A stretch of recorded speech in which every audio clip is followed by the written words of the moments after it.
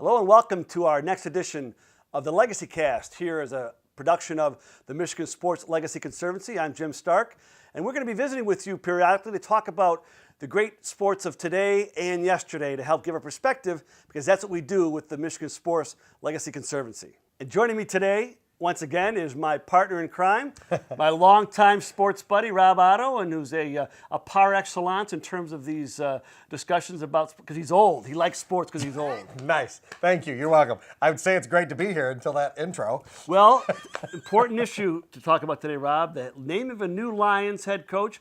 The worst kept secret in all of professional sports, that Matthew Patricia was named as the new Lions head coach. Yeah, we just had to keep waiting until the Patriots finally were done with the playoffs. We all thought it would be with a Super Bowl victory. We were partly right.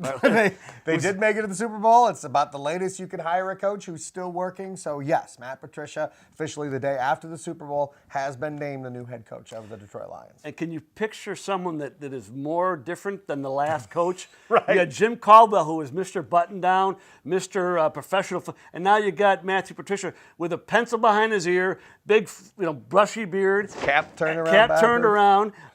So what do you make of this change? It's really interesting because every time you get rid of one coach and you move to another coach, I won't say every time, most of the time, an offensive coach is followed by a defensive coach who is followed by an offensive coach. It's kind of like, well, we tried the offensive guy in Jim Caldwell. Now it's time to bring in a defensive guy. And that's Matt Patricia. Yeah, and listen, Detroit Lions fans, they don't care if he wears like Speedos and has an S carved in his chest. If Matt Patricia can win football games, he can look however he wants. Think about where he's coming from. New England. Head coach is Bill Belichick. He wears on the sidelines cut-off sleeve sweatshirts. I mean, he looks like he's just some Goomba who walked in off the street, and yet he's revered. Why? Because he wins football games. That's all that matters. Had Scotty Bowman worn a dress, Wouldn't matter. he would have been a very popular coach in Detroit. Because you know why? He'd be skating around the ice in a dress with a cup held over his head. Everybody'd be fine with that. Now, one thing about the new head coach, Patricia, he's got some real difficult land to traverse, because none of the coaches that have come out of that Bill Belichick coaching tree have ever gone on to any note of success. Yeah, it is the one tie, and this is what you worry about when you're hiring someone from New England. Not even just Matt Patricia, but when they brought Bob Quinn in to be their GM. There is a history, and the question is, does Bill Belichick run things like to the letter? I mean, is he running everything top to bottom of that thing? So the people that roll through are just doing what he tells them to do. And once they are gone, do they not know what to do on their own? I mean, maybe that's the legacy of Bill Belichick. He's so great, and he runs everything, that nobody else really gets to determine how they are doing things, because he tells them how he wants it done. But you mentioned the history. The one good thing about the history of the Lions coaches is that Matthew Patricia does not have a real high bar to jump over. Yeah, Marty Mornhinweg, when he got introduced, said the bar is high. It really wasn't high. Turns out it was not. Well, that has been followed up by a long series of gentlemen who have not done a very good job here in Detroit. Well, if you use my lifetime as a benchmark, okay, no Lions coach that has been hired in my lifetime, which is since the last championship. I wasn't around when they won, so none of them gone on to a head coaching job anywhere else in the NFL. Yeah, it's really interesting. The only guys who've really even been successful now, Caldwell did leave with a winning record, which is a rarity for a Lions head coach. I mean, he is the first one since, the 50s, who's had a winning record. The two guys beyond him who had the best records were Dick Duran, who is an interim head coach, and he actually did end up getting hired by Buffalo, but he was interim, so he doesn't count. Doesn't count. And Gary Moeller, who was an interim head coach. Who was 3-2 and never got a chance to come back the next year. And who was he fired for? Marty Mornhinweg. Go figure. Because the bar is high. Well, if you look back at this litany of coaches, you go back to Joe Schmidt. Joe Schmidt may have been the most successful coach, maybe not on record, but he had some good teams. He was very well respected, and he retired from coaching because he was done coaching, not because he was forced out or he had to leave. It just was time for him to go. You also have to remember the way the league was structured back then. It's not like you're getting 6 playoff teams from each conference in. It was 2 teams, one from each conference. That's who went head to head. So you could have winning record year after year after year. And Chuck Schmidt had years like that. Right. But he was behind Vince Lombardi. He was behind the Green Bay Packers. he couldn't go on to the playoffs because the Packers were going on to the playoffs. Again, that bar was pretty high back then. Right. Yeah. Now, you moved past Joe Schmidt.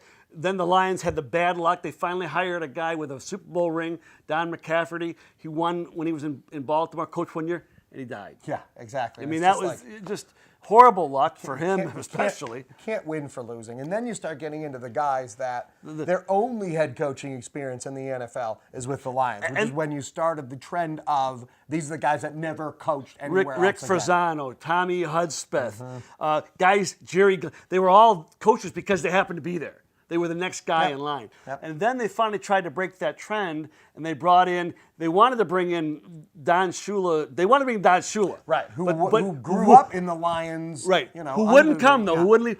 So who does Don Shula recommend? His top recommendation, take this guy, Monty Clark. Monty Clark. And Monty Clark had a nice college career. He was a winning head coach. He was a nice guy. Great guy. Had no idea how to run a National Football League His team. career will always be summed up by when Eddie Murray is lining up to kick the field goal to get them into the conference championship. You see Monty Clark praying. Yeah, if you got to pray, like I don't think Bill Belichick ever prays. Bill Belichick kind of has it figured out. He might pray. He never has to do it on the football field, though. People are praying to him more likely. Because he knows what he's doing on a football field. Exactly. He's not putting up to some greater power. Bill Belichick is the greater power. Now, can Matt Patricia bring that to town? And who knows, had that kick been good, and they go on, who knows, because that was not a bad team. No. That team, Absolutely right. And then that moves us into the Wayne Fonts era, which was undoubtedly, in my lifetime, the best collection of talent. And the most successful era. How scary is that? Since in the Super Bowl era, so not counting the 50s championship teams, that Wayne Fonts era, they were making the playoffs on a regular basis. They won a couple of division titles. Lions have not won a division title since Wayne Fonts was the head coach. They were a good. Now I forgot before Monty Clark, the Darryl Rogers. Yeah, what does a guy have to do to get fired? One of the great lines in all of coaching history. Yeah, I think that's about the only good thing that you talk about from the Darryl Rogers era. But you go to Wayne Fonts, and he was always, he called himself the Big Buck. Remember? Yep. On the Big Buck, they got the target on me.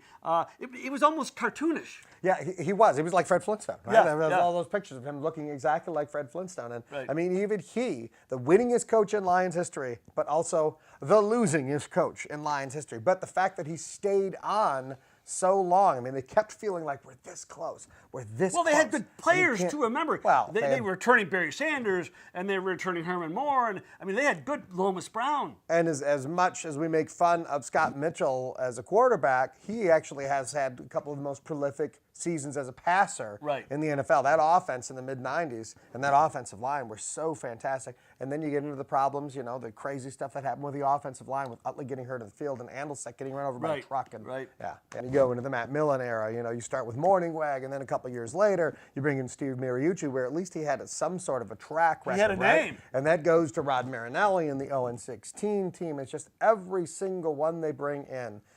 And then Jim Schwartz, who's odd because he actually just won a Super Bowl ring. He may be the guy that might break that trend. He might. Of no Lion head coach being hired again. Because they'll look at his resume and say, yeah, it's an excellent resume. What they will then do is talk to Jim Schwartz, and that's why he won't get the head coaching job. Well, it's almost like we're making this stuff up. If you didn't know the Lions' history, you'd think we were just trying to be comical. Yeah, if you pitch this as like a movie thing, people say, we're not going to buy it. Nobody would ever believe it. But one playoff victory since 1957. Yep. 60 years and counting. Now, the good news is, though, again, there's not too many big shoes to fill. So Matthew Patricia, if he can put together any kind of a winning program, he'll be that. The title of greatest head coach in the history of Lions is wide open. Yeah, that's a good point. Yeah, you're right. He doesn't have a resume to beat. Nope. It is a blank slate. Somebody's got to come in and claim it. And I would just be happy with a playoff win. Can we start with that, Jim? Start with that. Coach Patricia, that's the first thing we're going to talk to you about. The bar is not too high. No, right? it's not. Well, Rob, thank you very much again.